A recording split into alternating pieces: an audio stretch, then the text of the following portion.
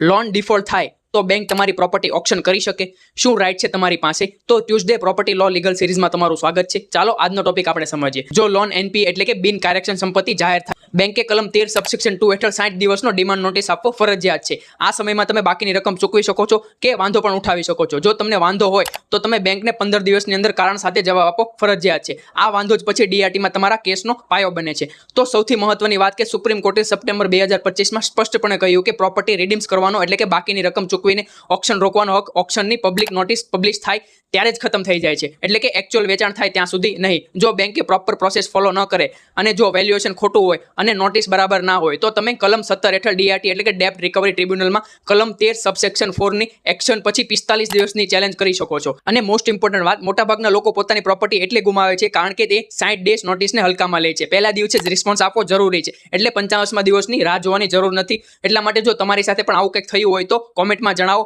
તમને SARFAESI એક્ટની right two રિડીમની deadline વિશે ખબર હતી? અને એવરી ટ્યુઝડે પ્રોપર્ટી લોની નવી જાણકારી માટે વકીલ લોજિકને ફોલો કરવાનું ના ભૂલશો.